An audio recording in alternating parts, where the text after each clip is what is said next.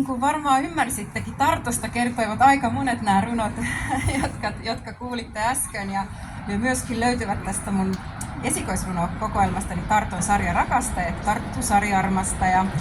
Ja nyt siirrytään sitten vähän juuriinkin ja heimolaisuuteen, eli meidän suvun miehiin, meidän sukuvasa mehet, molempia kirjoja, niin kuin myös muuten tietysti Tuijan runo ja muita sävellyksiä voi ostaa tuolta sitten kirjamyynnistä, kuten myös koko festivaalin aikana esiintyvien runoilijoiden ja kirjailijoiden tuotoksia, niin että sinne kannattaa myös katsoa joku hetki sitten.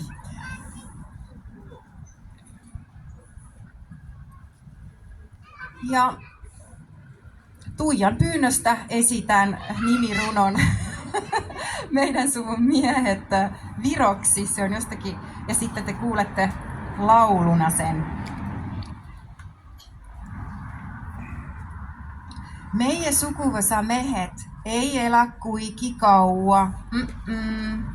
Kuinat jopa imikkuna viivani vahelle ei lämpu. Kukkuvat nad lapsena kaevu või hüppavad noorest peast bussi ette. Moni läheb poob ennast üles, aga sellest ei tohi rääkida. Kui meie suguvõsa mehed jäävad ellu, ei oska nad olla täiskasvanud. Nad on ettearvamatud ja jooksevad purjuspäi küla peal ringi, raiskavad õnne, ähverdavad naisi, mõned nuttavad kibedusest, aga sellest ei tohi rääkida.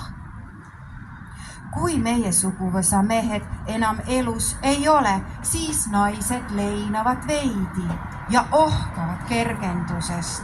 Hakkavad mälestusi ilustama, mõned tänavad taevast, aitäh taevast, et enam muresid ei ole, et kõigest tohib rääkida.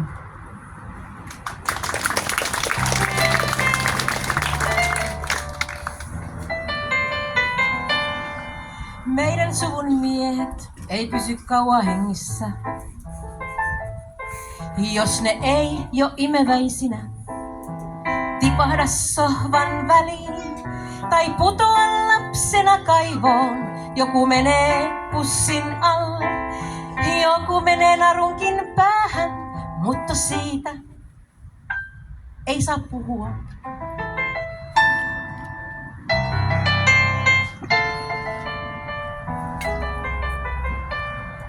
Jos meidän suvun miehet pysyy hengissä, ne ei osaa olla aikuisia, ne on arvaamattomia. Juoksentelevat päissään kylillä, tuhlailevat onnea, uhkailevat naisia. Jotkut itkevät katkeruudesta, mutta siitä ei saa puhua.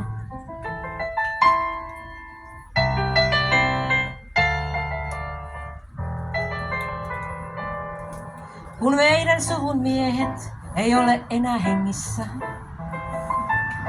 naiset surevat hetken ja huokaisevat helpotuksesta, alkavat kullata muistoja.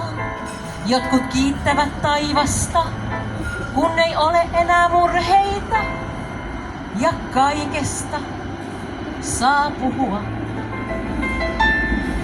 Meidän suvun miehet